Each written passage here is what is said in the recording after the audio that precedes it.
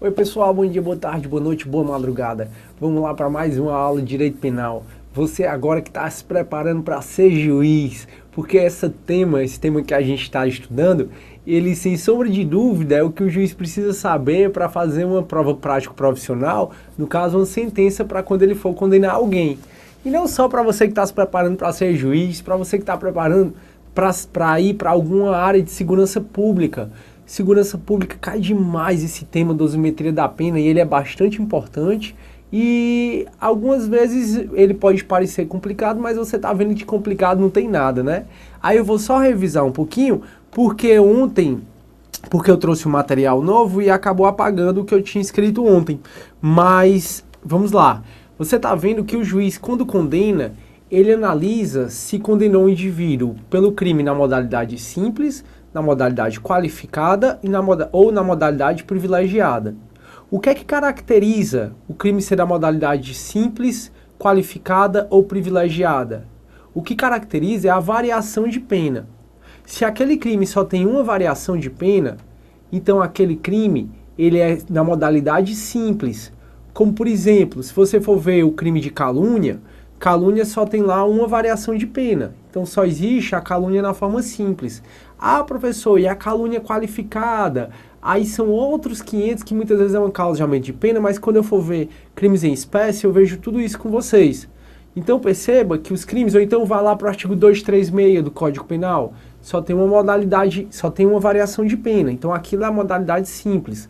Agora, se o crime tem uma variação de pena que é maior, as penas naquela variação, elas são maiores do que na modalidade simples, a gente diz que aquele crime tá na modalidade qualificada. Agora, se essa variação de pena é menor do que da modalidade simples, aí a gente diz que aquele crime tem uma modalidade privilegiada. O certo é que, quando o juiz condena, ele condena o indivíduo ou pelo crime na modalidade simples, ou qualificada, ou privilegiada. Quaisquer dessas três modalidades têm uma variação de pena. Ou seja, tem uma variação de pena que vai da pena mínima à pena máxima. Aí o juiz, então, começa a calcular quanto de pena privativa de liberdade aquele indivíduo vai precisar cumprir. E para isso, ele pega a pena mínima. Vocês lembram disso, que ele não pega o meio termo, ele pega a pena mínima e passa por um critério trifásico. O critério trifásico é o chamado também Nelson-Hungria. Na primeira fase, que nós já estudamos, o juiz ele utiliza as circunstâncias judiciais. Circunstâncias judiciais são aquelas que estão no artigo 59 do Código Penal. Os antecedentes do agente, se ele é bom ou os maus antecedentes, comportamento da vítima, a consequência do crime, os motivos do crime, e aí vai. Aí, turma, depois que o juiz sobe o tanto que tem que subir, ou desce o tanto que tem que descer, mas lembre que na primeira e na segunda fase ele tem que respeitar o mínimo e o máximo, ele passa para a segunda fase, que foi onde a gente parou. Na segunda fase, ele utiliza as agravantes, que estão no 61 e no 62 do Código Penal, 61 e 62 do Código Penal, só são essas, não existem outras no Código Penal, e utiliza as atenuantes.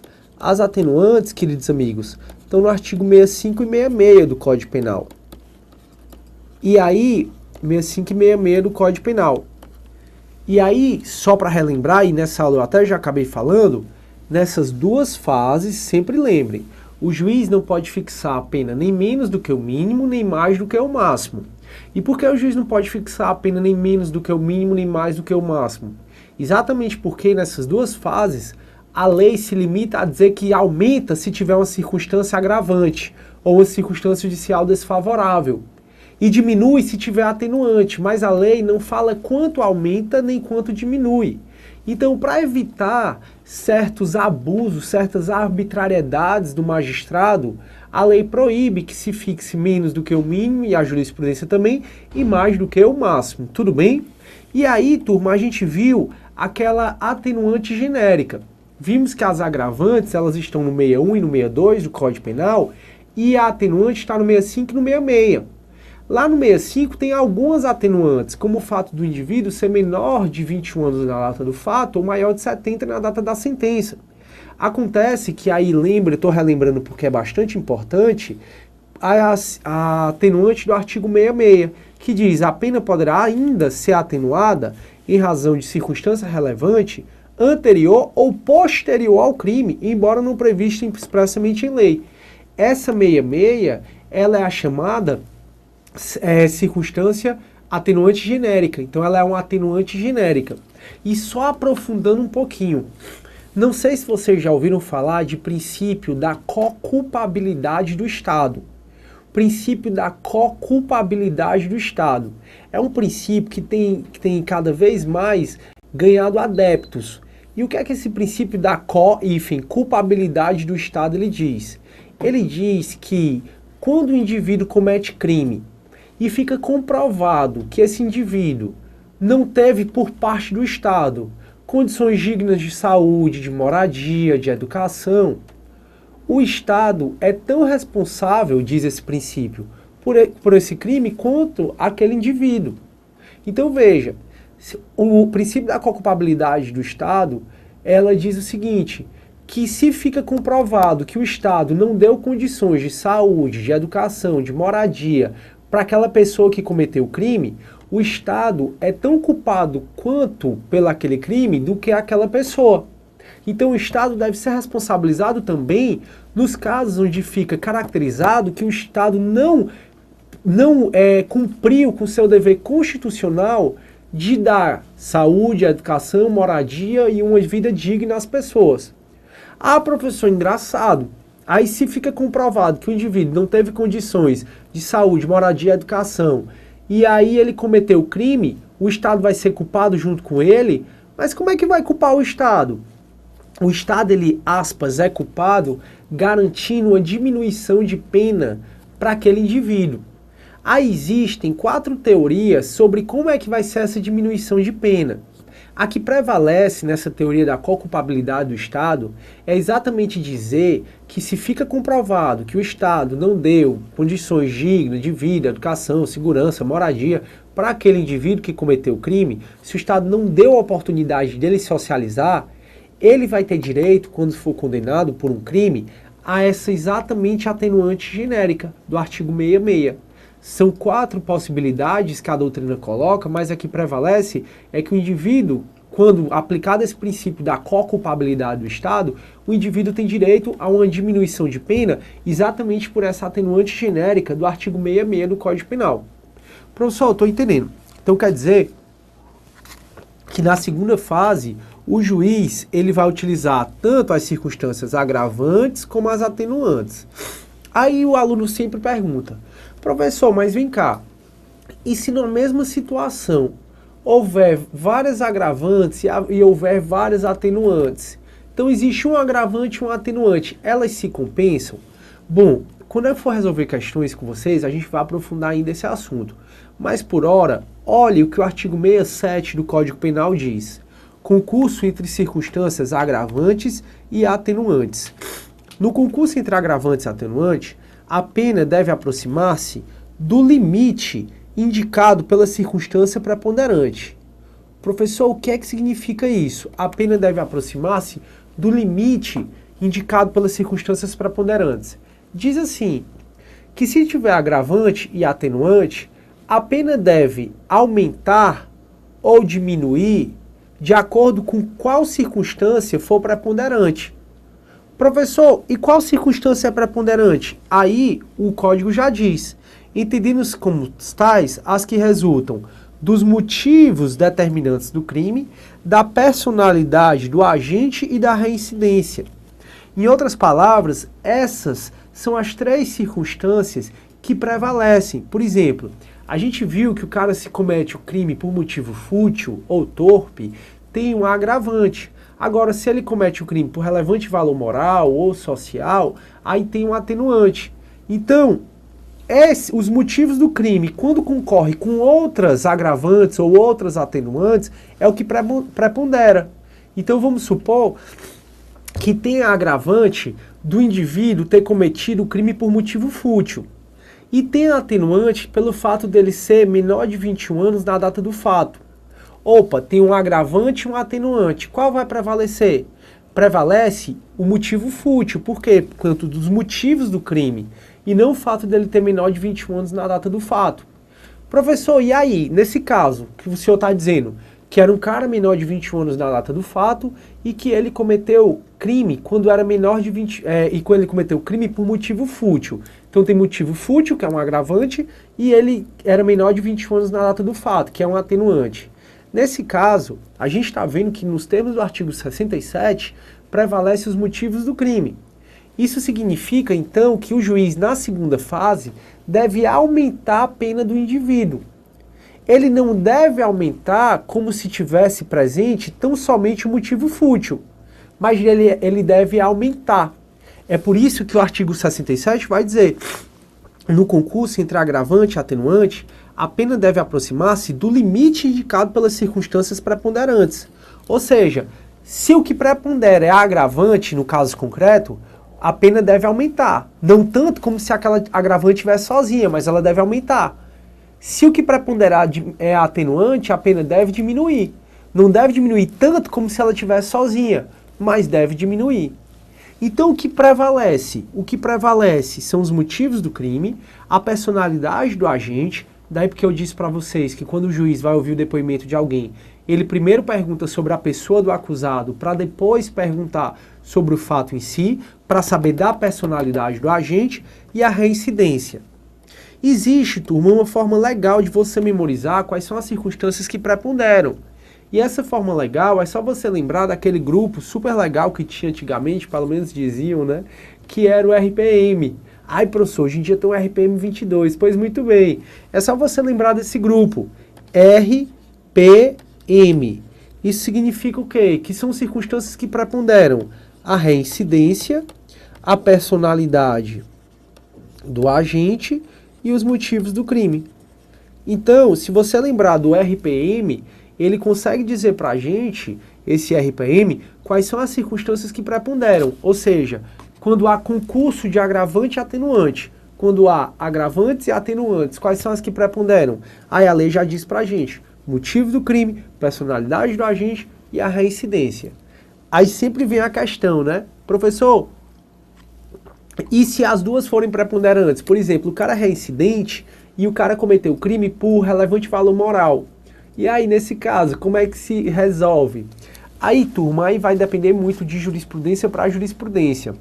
O mais indicado é o juiz aplicar o princípio constitucional do indúbio pro réu, ou seja, na dúvida, a favor do réu. Então, na dúvida, a favor do réu, então deve diminuir. Mas isso vai variar de jurisprudência para jurisprudência. Tenho quase 100% de certeza que a gente vai conversar sobre isso quando eu resolver as questões. A gente vai aprofundar um pouco mais essa matéria. Tudo bem? Então pronto. A gente viu aqui que o juiz me condenou. Ele olha se o crime é na modalidade simples, na modalidade qualificada ou privilegiada. Vai lá no Código Penal e pega a pena. Pegou a pena e pegou a pena mínima e passa para a dosimetria da pena. Ele passa para a primeira fase, onde ele vai utilizar as circunstâncias judiciais. Existem circunstâncias judiciais favoráveis e circunstâncias judiciais desfavoráveis. Aí o juiz mexe na pena do indivíduo. Na segunda fase, ele vai utilizar as agravantes e as atenuantes. E aí, depois que ele fizer o cálculo das agravantes e das atenuantes, ele vai passar para a terceira fase.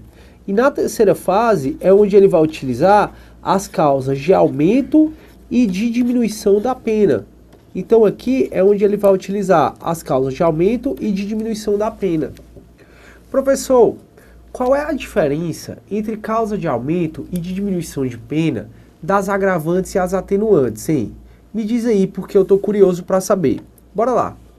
A primeira diferença, queridos amigos, entre agravante... Deixa eu colocar só uma tabelinha para ficar mais fácil. A primeira diferença entre agravante e atenuante e causa de aumento... Opa, ficou causa... Deixa eu apagar aqui só um minutinho. E causa de aumento e diminuição de pena é a seguinte. Calma. Causa de aumento e diminuição de pena. Bora lá. Qual é a primeira diferença? Turma, a primeira diferença você já sabe, né? As agravantes e atenuantes, elas são utilizadas na segunda fase da dosimetria da pena. E as causas de aumento e diminuição, elas são utilizadas na terceira fase da dosimetria da pena. Primeira diferença. Professor, mas essa aí eu já sabia. Pois muito bem. Turma, as agravantes e as atenuantes, elas só estão na parte geral do Código Penal. Por isso que eu disse para vocês que as agravantes estão no artigo 61 e 62 do Código Penal e as atenuantes estão no artigo 65 e 66. Em outras palavras, as agravantes e as atenuantes, elas só estão na parte geral do Código Penal.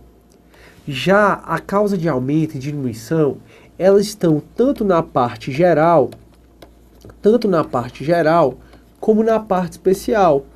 Ou seja, elas estão espalhadas por todo o Código Penal. Aliás, até a legislação especial mesmo existe causa de aumento e diminuição de pena. Por exemplo, se você olhar o parágrafo único do artigo 14, diz assim: quando o indivíduo responde pelo crime na modalidade tentada, ele responde como se fosse consumada, tendo a pena diminuída de 1/3 a 2/3.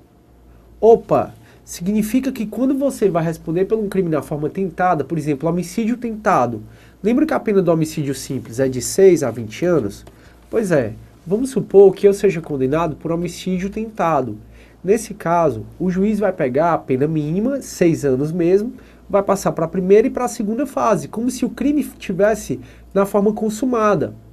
Quando for na terceira fase, de acordo com o artigo 14, parágrafo único, aquele que responde pelo crime na forma tentada responde como se tivesse sido na forma consumada, só que diminuída a pena de 1/3 a 2/3.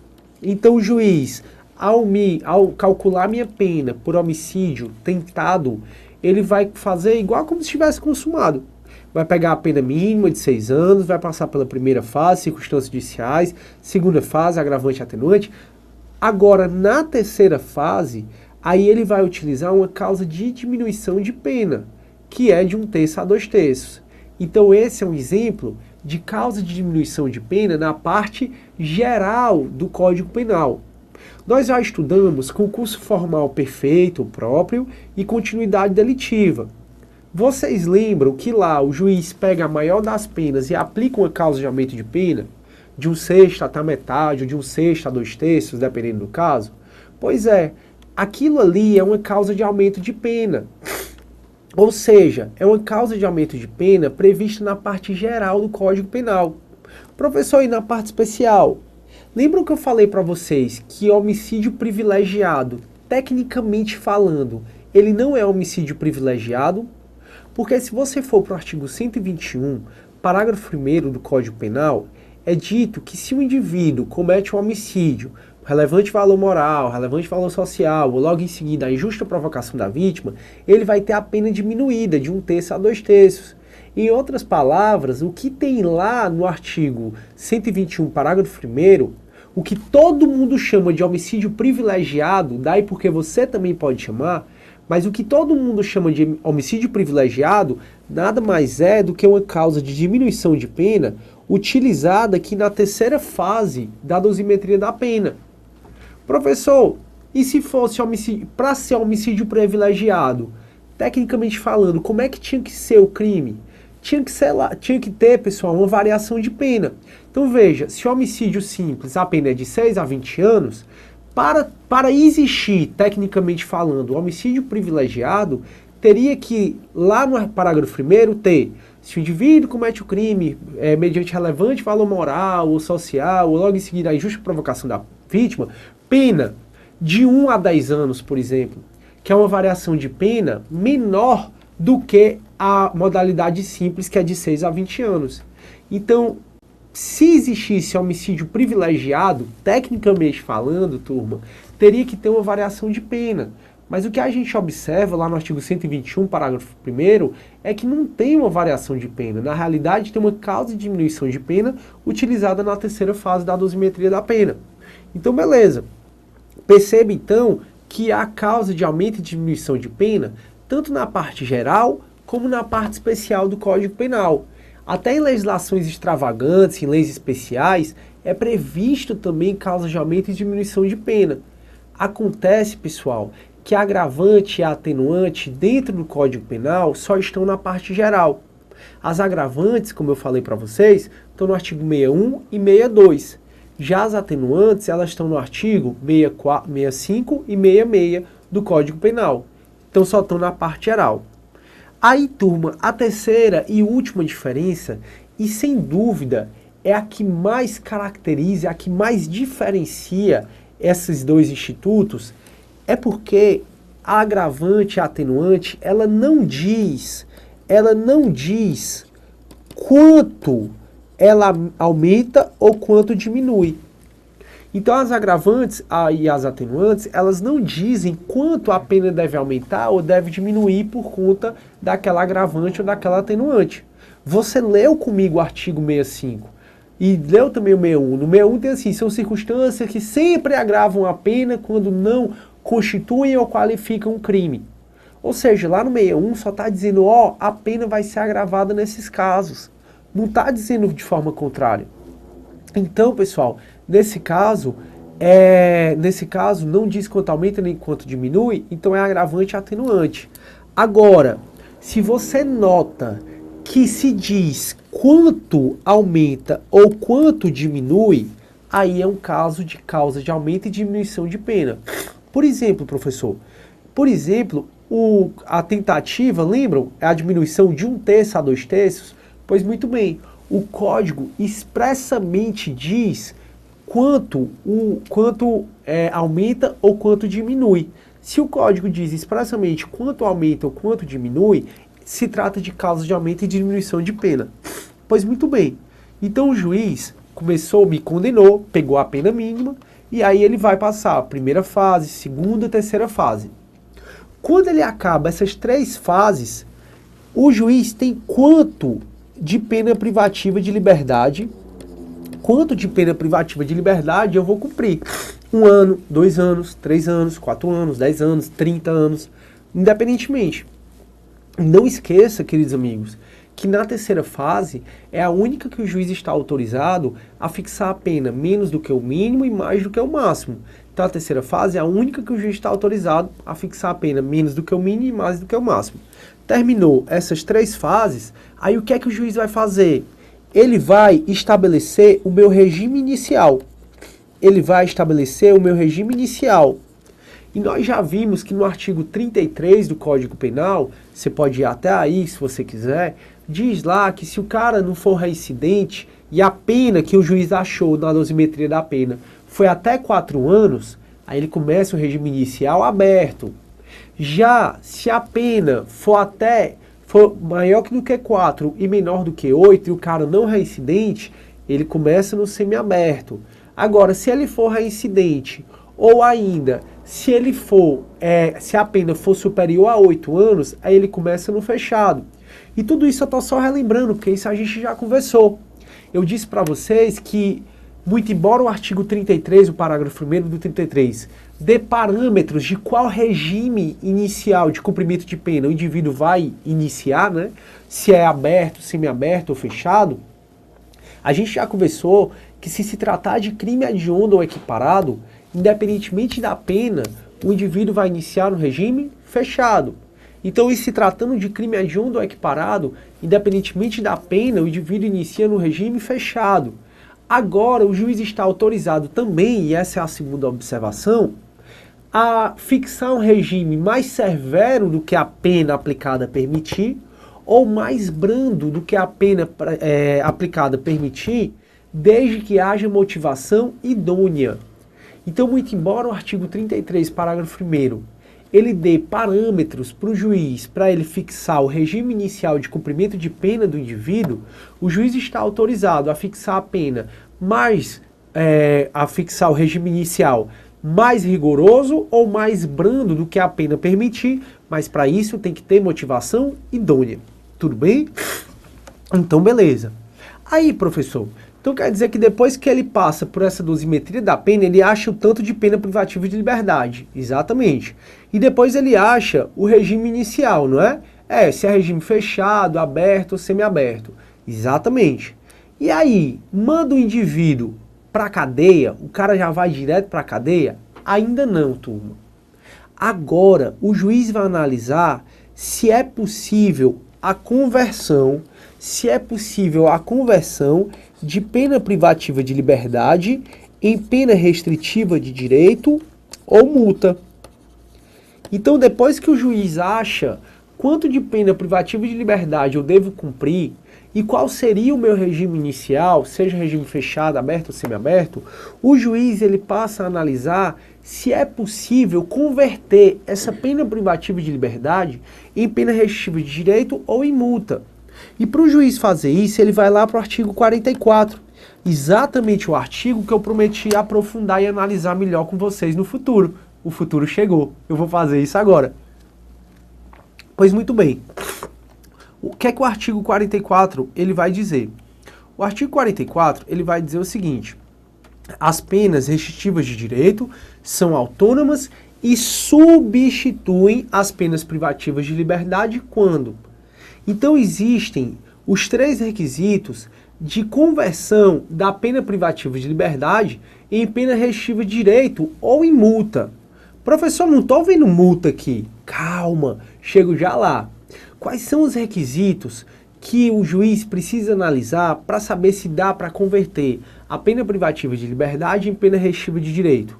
O inciso 1 diz assim: quando aplicada pena privativa de liberdade não superior a 4 anos e o crime não for cometido com violência ou grave ameaça à pessoa. Opa! Nesse primeiro requisito, você está vendo que para converter pena privativa de liberdade em pena restritiva de direito ou em multa, o juiz tem que ter fixado pena até 4 anos. E essa pena e esse crime não pode ter sido um crime cometido com violência ou grave ameaça à pessoa. Então você já sabe que crimes que envolvam violência ou grave ameaça à pessoa, como a extorsão, como a ameaça, como o roubo, esses crimes já não admitem a substituição de pena privativa de liberdade por pena restritiva de direito. Por quê, professor? Porque esses crimes, extorsão, ameaça, roubo, todos eles são punidos na forma dolosa e todos eles possuem, para ser consumado, possuem violência ou grave ameaça à pessoa. Então, se o crime for pena, se a pena for até 4 anos e o crime tiver violência ou grave ameaça à pessoa, aí, turma, não pode haver a conversão da pena privativa de liberdade em pena restritiva de direito ou em multa. Acontece que se for crime culposo, independe da pena. Então, se for crime culposo, independe da quantidade de pena, a possibilidade de conversão. Professor, então quer dizer que se for, por exemplo, o homicídio culposo, em tese é possível essa conversão, é? Se for homicídio culposo, em tese é possível essa conversão. Professor, e se for a pena do homicídio culposo superior a 4 anos? Se for de 5 anos, 6, tem algum problema? Também não tem nenhum problema, meus queridos amigos. Porque o homicídio culposo, como você está vendo aqui no inciso 1, é independentemente da pena. Passado esse primeiro requisito, o juiz vai analisar se o réu não é reincidente em crime doloso. O reincidente, você sabe o que é que significa. Agora, se o crime anterior que ele cometeu foi um crime culposo e depois comete um crime doloso, ele não é reincidente em crime doloso. O inciso 2, ele proíbe a conversão de pena privativa de liberdade em pena restritiva de direito ou multa quando as duas infrações que o indivíduo praticou, elas são 2 infrações dolosas. Porque se a primeira infração que eu pratiquei foi culposa e a segunda foi dolosa, ou mesmo a segunda foi culposa, nada impede que seja a minha pena privativa de liberdade convertida em pena restritiva de direito ou em multa. Porque o inciso 2 está dizendo, o réu não for reincidente em crime doloso. Então aqui está proibindo quando o indivíduo é reincidente em crime doloso. Agora, ainda sobre esse inciso 2, existe uma relativização, que é exatamente o parágrafo 3º do artigo 44. Eduardo, eu estou com tempo? Ou acabou? 1 minuto. Turma, como o tempo está acabando, aí eu vou falar dessa relativização na próxima aula, do parágrafo 3º do artigo 44. Muito obrigado, turma. Tudo de bom. Tchau, tchau.